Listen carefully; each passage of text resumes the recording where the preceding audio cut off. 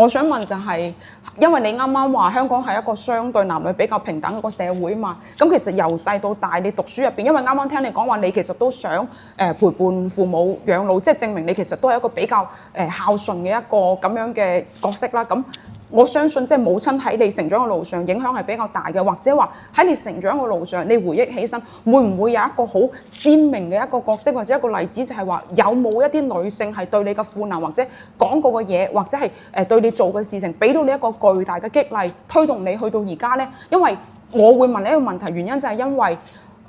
我本身只係一個雅思老師，大家認知嘅雅思老師就係以出分為導向，我教到你7分6分我就拜拜啊嘛。但我唔係嘅，因為我對學生係澆灌嘅係一個愛，即係話我會帶你出分，你放心，因為我已經喺呢個領域係 OK 嘅，即係你跟住我學，你係會出分。但係我會俾到你我嘅關注就係好多學生同好多家長佢會反映就係話我個細路跟咗你之後係真係變，或者係佢好向上，佢好積極，好陽光，佢感染到你嘅正能量之後，佢都會變。你睇下佢點頭點到都停唔到。咁即係話，因為我明白到，如果作為一個教育者，佢賦能到俾佢學生係愛嘅話，佢有時唔係改變我學生，係改變嗰個學生對應嘅一個家庭㗎。教育者佢個角色嘅重大就係令我驅動我向前，就係話我唔可以以考試為動向，我要去讀過，因為我要往上去研究一啲真真正正可以幫到呢個學生或者呢個家庭更加多嘅嘢，驅動到我行到呢個位置。呢個係我自己真係發心啦。咁所以我回憶起身，即係一路成長起身，即係我媽媽嘅放養式嘅一個教育，但係全然信任，以及我比較有幸咁由小學到高中，雖然我係冇補習過，即係咁大個女都冇補習過嘅一個人，咁喺我小學到初中到高中，好似中六合彩，就係每一個英語老師都教得我好好，奠定咗即係而家我做老師以及我去到呢一個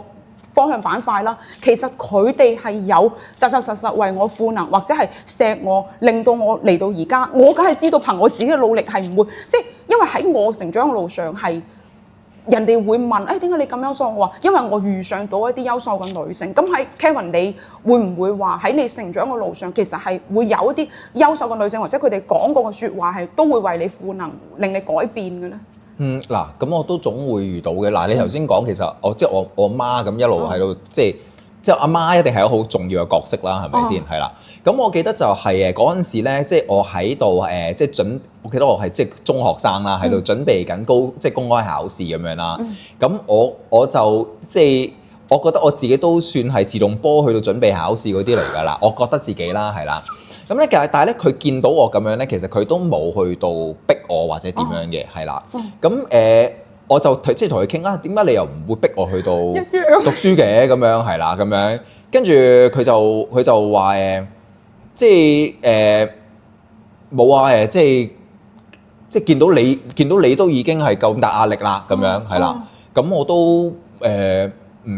唔想再即係更加，即係我話，即係佢其實佢擔心我嘅壓力多過佢俾壓力我咯。係啊，係啦。咁 that's why 我即係最開頭同你分享嘅時候就係即係家長作為一個家長咁樣係啦，即係呢一個都係我媽俾我嘅一個啟發咯，係啦咁樣。咁跟住咧，其實我個 story 同你都有啲似嘅，就係我一路去到大學畢業啦咁樣，跟住我突然間同佢講話，喂，我想讀個碩士啊咁樣。咁佢同我講話，佢就同我講話。其實你而家大學畢業，我都已經心滿意足㗎啦，一模一樣啊！佢話你已經還咗我個心願㗎啦，我就係有個心願就係即係屋企有出到一個帶4方帽嘅人，一樣係啦。咁跟住一路以後我嘅發展咁樣，其實佢都點講咧？佢好似傾偈咁樣了解咯，但係佢唔會去到加意見係啦，或者係要你咁做咁樣咯，係啦。所以我發現一樣嘢就係我自己觀察落嚟啦嚇。如果一個人佢要有長足嘅一個進步同成就，但唔係扭曲型嘅，即係每日就係話我要成就，我要證明俾邊個睇，或者各方面，而係佢自己發心，即係想要往前走啊嘛。即係我覺得作為一個母親，佢嗰種適當放手背後嘅偉大同埋智慧，其實係非常非常之哲學，因為可以做到嘅人其實好少。咁呢度我都覺得可以俾平台前做到嘅一啲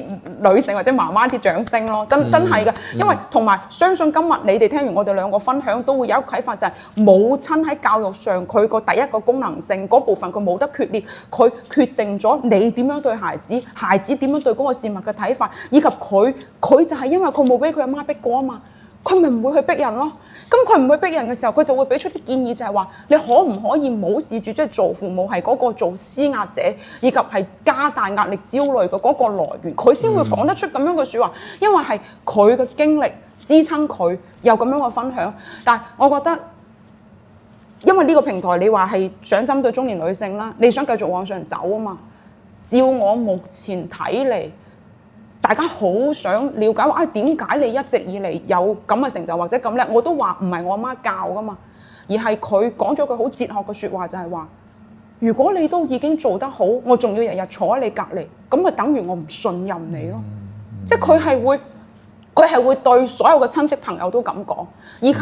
永遠就係我只要做我自己可以。好多人肯定有非議噶嘛，你點解唔結婚？你點解唔做阿媽？或者你點解唔喺家鄉嗰度？明明個事業好，你就出嚟讀書，或者係有好多非議噶嘛。但係喺中秋節嘅時候，我因為而家出咗香港讀書比較少同佢哋食飯啦，但係我係同我媽咪感情係好好嘅。咁翻到去食飯嘅時候，又有人會問起或者各方面，我媽係嗰個先出嚟會攔晒所有唔好嘅評論，令我可以安心，淨係做好我自己嘅嘢，係唔需要去諗我點樣去對抗嗰啲，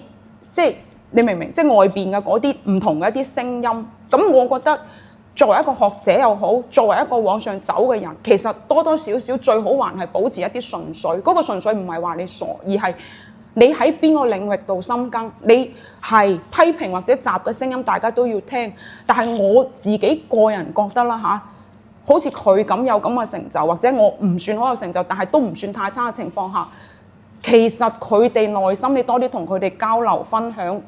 都係還有好大一部分好純粹嘅力量係支撐佢哋向前。而嗰啲好純粹嘅力量，因為我有，所以我想分享俾平台或者更加多嘅人。咁所以我就會覺得，由我同佢分享入邊就係原生家庭母親嗰部分信任嘅力量，佢都係推動嘅一部分嚟㗎。所以如果睇到呢個平台嘅呢個女性，即係你受到我哋啟發，或者係話你而家係一個母親嘅角色，你點樣對你細路，相信可能都會有一啲啟發。OK。可唔可以加嗱？我要加多少少啦，係啦。我哋頭先兩個嘅分享其實都係可能俾即係